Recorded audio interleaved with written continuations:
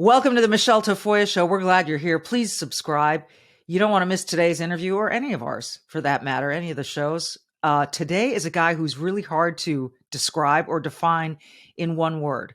So let me just tell you this. He's a great follow on Twitter. He's a thought leader. He's a poet, a rapper, a musician, and a really, really smart, talented person. ZUBY is next. Now, it's time for some sanity. It's the Michelle Tafoya podcast. All right, welcome everyone. I'm excited for you to hear this conversation that's coming up with ZUBY. Some people, I mention the name ZUBY and they know exactly who I'm talking about. Those who don't know who I'm talking about, they find out and they realize they want to hear more and more from this guy. And he's not a guy that's out there trying to change your opinion or trying to influence how you see the world. He just does it through this confident approach that he has to life that I'd love a tablespoon of. I'd just mix it right into my coffee and drink it every morning and walk around with the peace of mind that he has. And he's really cool. It's just, I don't want to oversell, but I really do want you to stay tuned to listen to ZUBY. So here first, I want to give you a great idea for Mother's Day from our friends at Genucel. If you want to celebrate your favorite mom with a great gift, Genucel Skincare has you covered. It is formulated with skin-nourishing antioxidants and powerful peptides in a proprietary base that's made and manufactured right here in the USA. And I use it and I love it, and every mom would love it. It helps you look fresher, younger, more radiant. It's really incredible. It's formulated by a pharmacist, quality ingredients, and their products are sure to noticeably smooth out fine lines and wrinkles while preventing new ones from coming. And my favorite is the deep firming serum with stem cell technology. Yeah, this stuff is high tech. I apply it after I've cleansed my face and immediately I just look more energized. It's crazy, and it's crazy good. And right now you can save over 70% off Genucel's most popular package. It features Genucel's Ultra Retinol that contains a powerful retinol alternative, safe on pregnancies, safe for breastfeeding. You'll also receive Genucel's Dark Spot Corrector to reduce the appearance of dark marks and sunspots from those long summer days outside. Plus, you'll still get Genucel's classic under eye bags therapy for those annoying under eye bags and puffiness.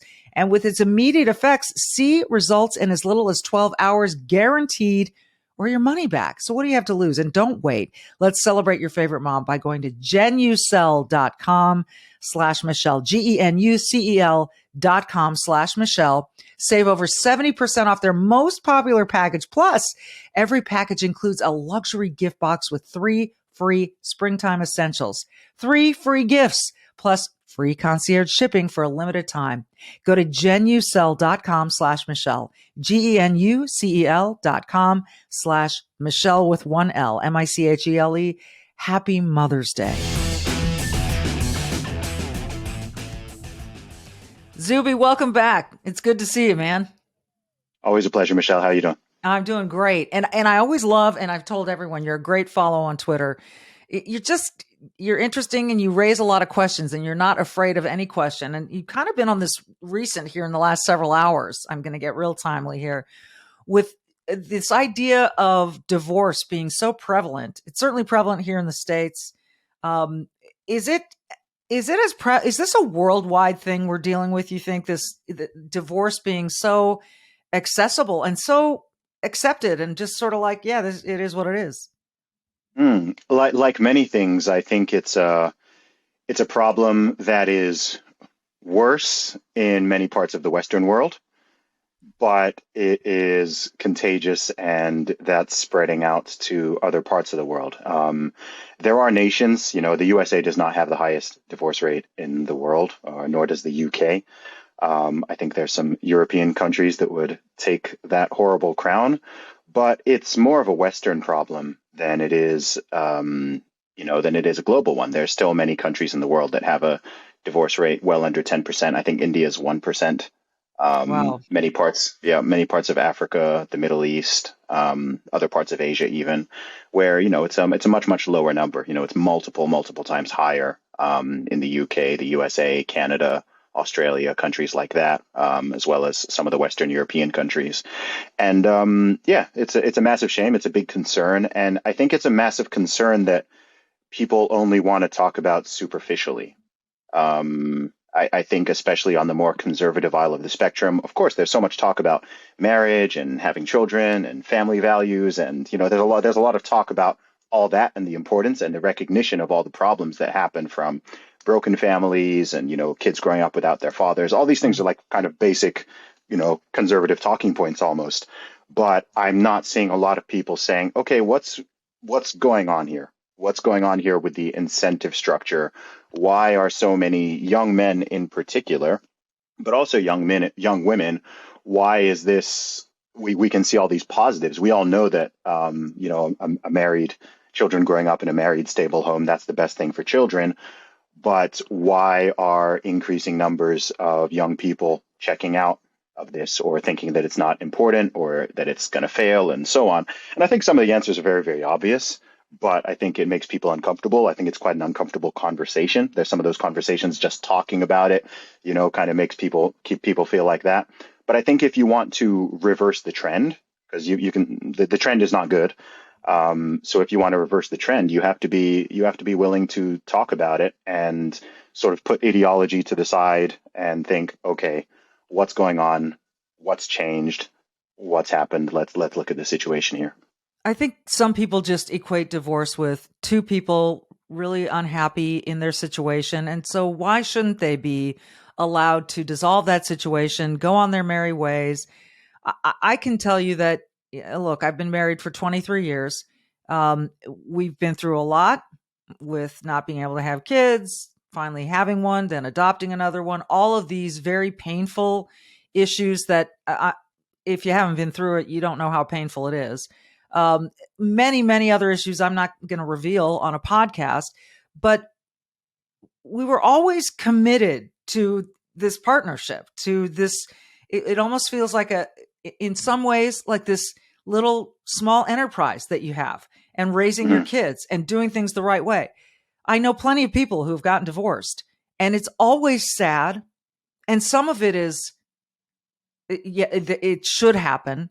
But you're right, though. It's what do you think? What do you think is the biggest downside to divorce? Because some people go, well, look, it just has to happen. It's these two people aren't happy. I think the obvious biggest downside is the impact it has on children. That's the biggest downside. I mean, I'll be honest with you, Michelle. I think that what is completely missing from the social cultural conversation is I think we need a children's rights movement. I think that so much stuff that we talk about, it's all viewed through the lens of the individual and the adults in question. It's all about, I have a right to do this. It's about my happiness. It's about me, my rights, my rights, my rights. But it's never about their responsibilities towards other people, right? I mean, if there's children involved in the situation, they're the ones who are going to bear the brunt of it. And that doesn't just impact them. That then has an impact on the wider society. It has an impact on their potential children, right? It has an impact on their possibility of finding someone to marry, because, again, if people are looking at certain criteria, people would generally prefer to people who grew up in a stable family. So even though it's no fault of their own, if someone's parents divorced, there could be someone who's even interested and is like, ooh, that's maybe a little bit of a yellow flag, because they're concerned that, maybe they're going to propagate that cycle, or they haven't seen an example of a healthy marriage. So what are the chances that? So there's a lot of splash damage. There's a lot of collateral damage that I think people don't consider. I think people just think it's very individualistic. We have this very atomized society in the USA more than anywhere else. The USA is the most individualistic society in the world, and that has some upsides, but it also has a lot of downsides. It doesn't just manifest here, but we can see all the excesses of, extreme expressive individualism, where, what you feel is everything. Yeah. Right. Yeah. It trumps reality. It trumps effects on other people. It trumps everything. As long as it's you, your rights and your feelings, then that's all that matters. So I think that's what leads to that mentality of just like, okay, well, if you're not happy, go. So I'm so happy to hear, about your marriage. That's amazing. But what's sad is what you described used to be the norm, Mm-hmm. whereas now Mm-hmm. it's now the exception, Right. right? There's so many Right. people in any of those situations where they just be, okay, well, just throw in the towel. Okay, we're having some problems. It's a bit rough. You Yeah. know, let let Yeah. let let's call it quits. The romance has taken a dip, maybe, and they just immediately, it's like it's disposable. We live in a very disposable society. You can just replace a Yeah. t-shirt with another one, and everything's so convenient and so easy. But there isn't an app for marriage. It takes actual work. One of the things you said that leads me down another avenue is this idea of children Hmm. and individual happiness. And I heard, I think it was Chuck Todd talking to Vivek Ramaswamy, a presidential candidate, and saying, why shouldn't a parent be allowed to have options to make their children happy? Meaning, gender affirming care. And I'm thinking to myself, if we just let the children dictate what's going to make them happy, they will eat sugar all day long. They won't go to school. They'll play video games all day, and they'll be complete and utter brats. So the adults in the room need to make some of these decisions that are not for the immediate happiness of a child who, by the way, doesn't have a fully developed brain, doesn't really know what true happiness is all about, and can continue to be sustained by maybe some other counseling or not medicinal therapy while they're going through this gender dysphoria. So this notion of the only way to make a kid happy in that instance is this option of gender affirming care, which I think is nuts. But Yeah. this is another symptom of this. Everyone's got to be happy right now. Yeah, it's utterly insane. And it's especially insane because even 10 years ago, even the most progressive person, the most, liberal, the most lefty person was not advocating for any of this. This is how quickly Yeah. things have changed in our societies. And, I've made this point before that we're living in this funny stage where we're often treating adults like children and treating children like adults. Yes. Right? There's this strange inversion going on. So you're saying, okay, well, a 12-year-old is, or even a 7-year-old in some cases, a 4-year-old is, has the mental faculties and whatever to make these massive decisions that are going to affect them potentially for the course of their life, have permanent changes and so on. And then when it comes to adults, you've got, safe spaces and trigger warnings, and we need to censor everything because everyone's sensitive and, we can't offend anyone. And it's just like, why the adults are not. I mean, people literally complain about adulting. Adulting is now a term that people Yeah. complain about, Yeah. right? So you have people who are in their 30s or even in their 40s, and they're talking about how difficult it is adulting. And, it's pathetic, quite frankly. And there are and there are many reasons why there's been this sort of delayed onset of adulthood. Funnily enough, I think a big part of it is actually family formation because in the past people did get married and have children a lot younger because there weren't Mhm. so many options. And I'm not a father yet myself, but it forces people to grow up early. But I know I'm self-aware enough and I know enough about the world to know that had I been born, let's say 30 years earlier than I was, let alone 50 years earlier than I was, by the age I'm at, I would absolutely be settled down and have multiple children by now, Mhm. right? Mhm. Because the option that even I've taken was not would not have been feasible, right? It didn't make sense at the time. So depending on how people react to and respond to that increased freedom and increased optionality, it has it has a lot of downstream consequences, which I think we tend to think of the short term individual Yes. immediate impact, but we're not really thinking, okay, what does that mean? If the average age of marriage used to be say 20 and it's now 30, Mhm. or trending towards mid 30s in some places, what are the consequences of that, right? There's fertility problems, which Yep. again people don't like to talk about, right? So a lot of women are waiting until they're mid to late 30s, sometimes even 40s, to even attempt to have children. And instead of just kind of telling people the obvious answer, which is, look, if you're a woman, like, you should strongly consider starting this whole thing earlier because that's your fertility window. You might think it's not fair, but biology is not fair or whatever, but this is just the reality. But instead it's like, okay, it's egg freezing. It's like using Yeah. technology to do this and this and this. And it's like, there might be some situations where some of those interventions are necessary or good, but it shouldn't be the default. I think you're doing a lot of damage actually to an entire generation of women if you're kind of just putting them on the exact same timeline as the men that they're now supposed to compete with. And you're not telling them the truth. And you're just saying, just wait until you're 35 plus and you'll be totally fine. And also you'll Yeah. just, the man of your dreams is just going to sit around waiting for you. I think there's a lot of lies that are told to young men and told to young women. Some of them are the same, some of them are different. But I think they're having some real consequences. And it's so new that, these are very new problems we're dealing with. They are. And that was my situation exactly. Now, would I change anything if I could go back and change it? I don't know.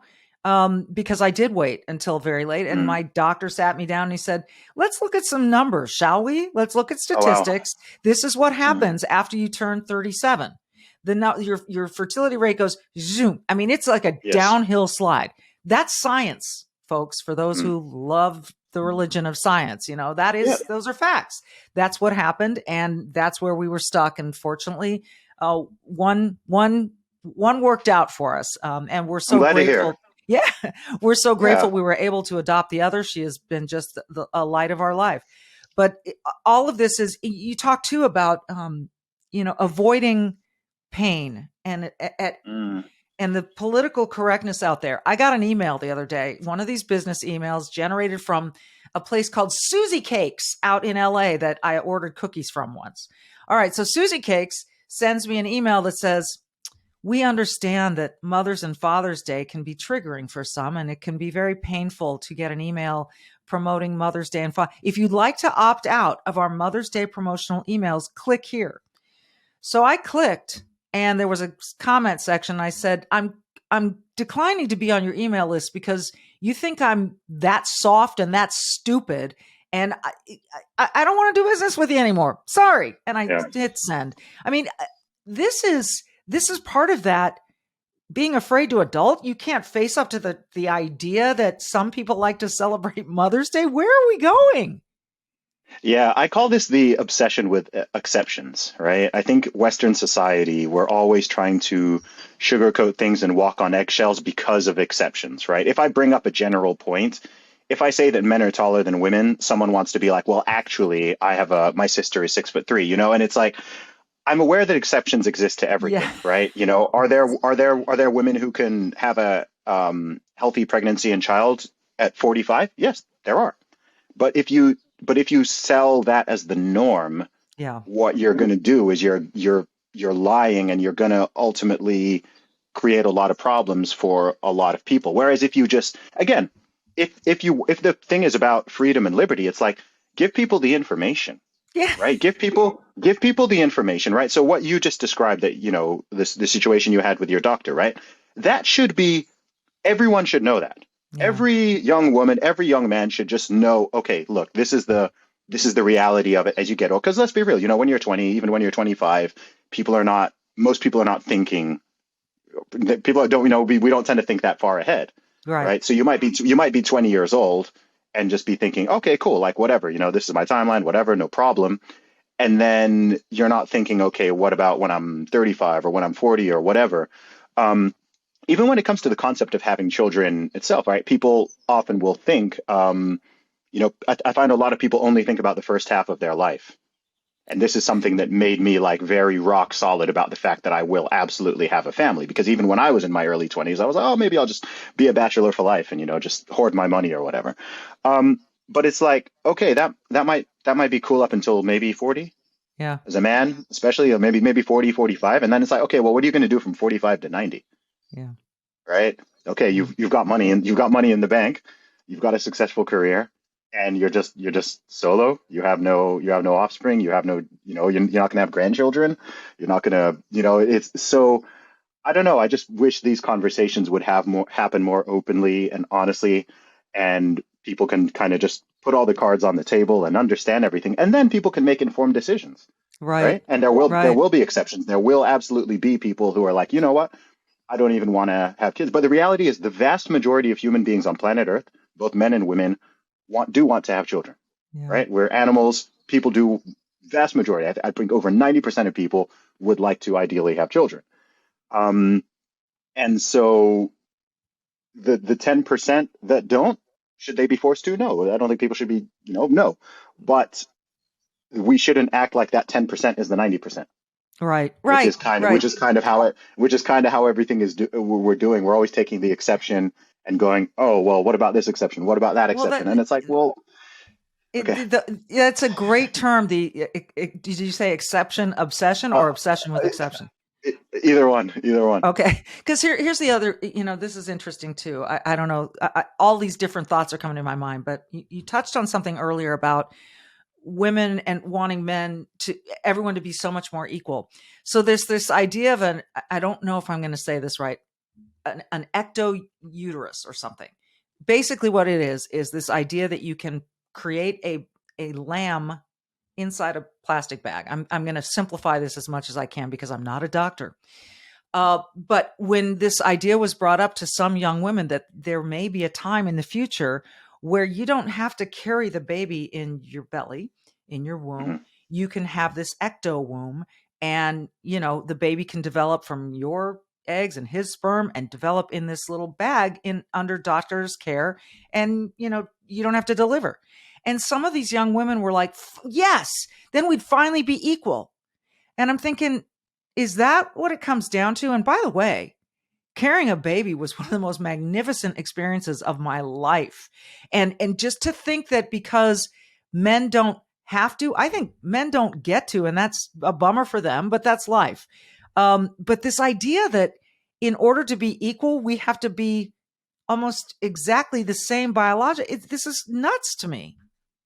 It's also transhumanism as well, right? Because when it comes to these things, I often think, because conversations can, they can drift off, and some of the things we talk about in society and culture and politics, I often like to just come back to a simple question, and this is, what is the problem we're trying to fix? Yeah. Right? So when you're talking about all of this stuff or people going off all these ideas, I'm like, okay, cool, but what is the problem Yeah. that we're actually trying to address? And oftentimes there isn't one, right? Like Yeah. the fact that men cannot get pregnant or breastfeed that's never been a problem in human history, right? The fact, like, it's literally never been a problem, right? Because they're trying to do like uterus transplants and like all this weird, crazy stuff, right? Or what you're describing, it's like, okay, well, what's the real problem you're trying to resolve, right? Right. And I'd also say that there's something at a deeper level that's going on here, which is that you're actually trying to force women into the male framing, Yeah. right? And this is one of my biggest beefs. A lot of people don't understand why I don't like feminism. There's many reasons, but one of my biggest beefs actually is I think that it massively suppresses and plays down actual femininity and the uniqueness and how special women actually are. And Hmm. instead, it's saying, like, no, you need to compete directly head to head with men. You need to be more like men, right? You need to act like men. We need to make your bodies function like men. We need your attitude to be more like men. We need you to compete with men. It's actually all shifting. It's funny because on one hand, they beat down masculinity in men, but then Yeah. they encourage masculinity in the women so that you can go out and compete with men. And to me, it's very backward because the best thing about women to me is that they're not men, right? Like that's to any straight man, like the whole appeal is like you don't want a women to just be like exactly the same. Just like Yeah. women are not exactly turned on by men who are like women. I Yeah. mean, it's Yeah. it's probably the most off-putting thing a man can probably be is very feminine. Um, and again, it's like it's fine. Like we're a sexually dimorphic species. We've literally got 50-50 split. It's supposed to be like that. It takes both to create new life. Yeah. And that's fine. We have our strengths, we have our weaknesses, we have our capabilities, we have our things that, there's things that women can do that I literally cannot do, right? Right. No, can never will be able to, cannot even like, no, it's not possible. Can't even conceive it. Yeah. Pardon the pun, but metaphor, double entendre, right? And vice versa. There's things that men can do that like women are never going to be able to do that thing. And that's fine. It's not a problem that you need to fix, quote Yeah, unquote. It's just like, exactly. cool, let's cooperate. We come together. Both of these exist, you know. Again, people have the freedom and liberty to make their choices and go into what career they want and do this and this, and as it should be. But you also have to recognize that because men and women are different, don't expect 50-50 representation in everything at all levels, because that's a ludicrous expectation. Sometimes, Zuby, I can't open a jar in the house because I'm not strong enough in my wrist. So I hand it to my son or my husband because I know they'll get the job done. Yep. Is that sexist? Is that saying I'm not capable? Is that saying that, oh, I have to turn to a man to open the jar of spaghetti sauce? I mean, what it, and the other one that drives me nuts is when I see the t-shirt, the future is feminine. I'm not even Mm. sure what that's supposed to mean.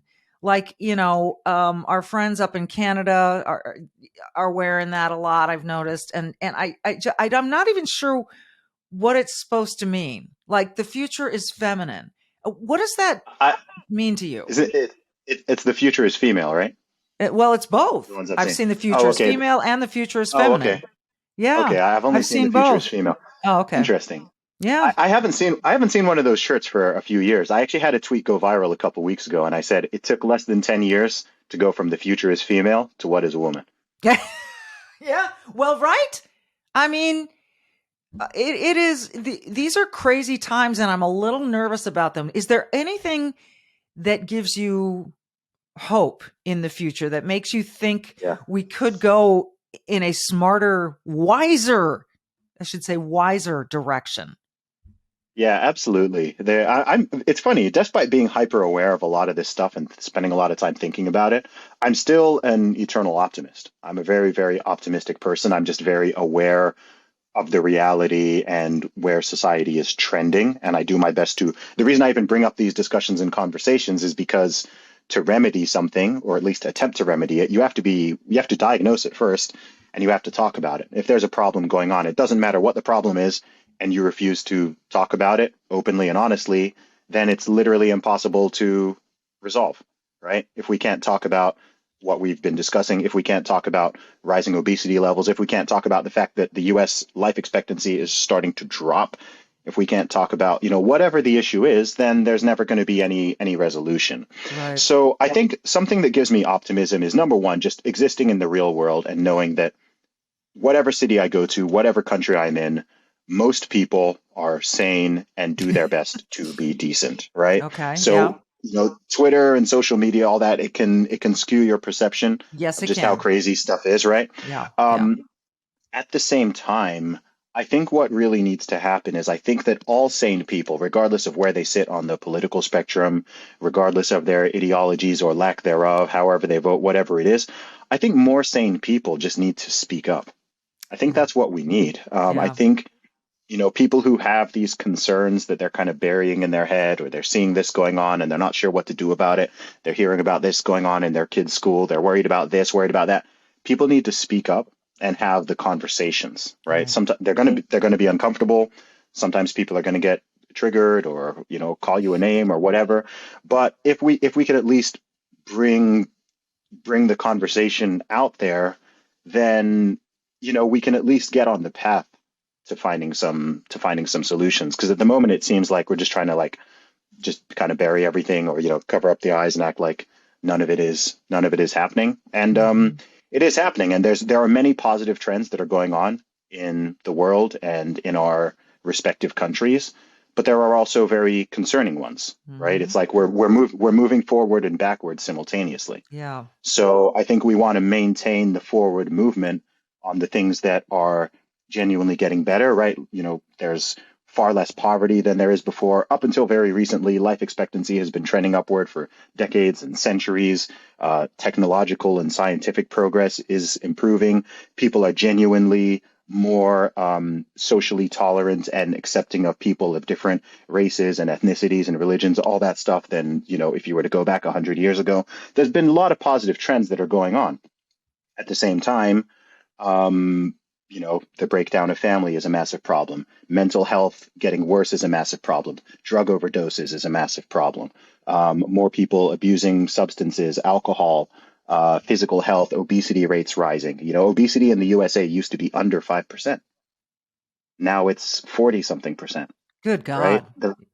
And that's just obesity. I mean, if it's overweight and obese combined, it's over 70%. So fewer than 30% of Americans are at a healthy body weight, and it's still trending in that direction. So Yeah. that's a problem. And the answer isn't just fat acceptance or body positivity or Right. healthy at any size, right? It's not lying to people. The answer is, okay, like let's talk about this. Like what's going on? Like, I think we all know the individualistic solutions, right? I've written books on the subject. But on a wider level, on a national level, are there some things that can be done? For example, in the USA, big pharma has a lot of power, but also um, there are many foods. The actual food supply in the USA is very different to the food supply in Europe or the food supply in Australia. There's things that are put in the food there that are illegal in UK and Europe, right? um, Advertising a prescription medication direct to consumer, it's only legal in two countries in the world, the USA and New Zealand. Everywhere else, that's not even legal, right? And I think a lot of Wow. Americans aren't even aware of some of this stuff. So there are actual things that could happen at scale that would make a difference, right? To help get people off of some of these drugs and just make the food supply in general healthier. And then, of course, you've got the message of personal responsibility, diet, exercise, looking after your body, all that stuff I always preach. Um, but yeah, you have to have the conversation. But I think, look, human beings have been through, if you look at history, we've been through far worse things. Many of these problems we have are problems of excess rather than problems of lack, which Right. is new. Right. Um, but yeah, I think in the long term, we're going to work it out. From, I that gives me some hope. That gives me some faith. What, in addition to following you on Twitter, I know you've got the podcast people can listen to, Real Talk with Zuby. They can follow you at Zuby Music. What's the book that you'd like more people to read? The book of mine. Yeah. Oh, my fitness book, Strong Advice, Zuby's Guide to Fitness for Everybody. Or if you're a parent and you're listening and you want to have a cool story with a positive message for your children, I've got my children's book. It's called The Candy Calamity. It's available at candycalamity.com. So yeah, those are my two books. Strong Advice, that's the one for grown-ups. Candy Calamity for children. So yeah, check those out. They're both about health, fitness, and the importance of taking care of your body. Yeah, it is important. And it's not just about beauty. This is about health. This is about when you talk about obesity rates and overweight and you talk about life expectancy on the decline, they've got to be intertwined. They absolutely must be intertwined. And this isn't not accepting people for who they are. It's wanting people and loving people enough to want them to be healthy. So we keep lowering the bar in many Mm, instances instead of just raising the standard and saying, this is good for you. This is real yes. health, I always get so much out of talking to you. I just so appreciate your time and love that you're willing to come on. And again, Real Talk with Zuby is the podcast. You heard the books there. He's a great follow on Twitter, which is why he's got over 1 million followers. And it's always an honor, sir. All the best to you in your ventures, and we'll keep following you. Thanks, Michelle. I appreciate it. This has been the Michelle Tafoya podcast. Thanks for listening. As always, be freaking brave and do freaking good. Thanks for listening.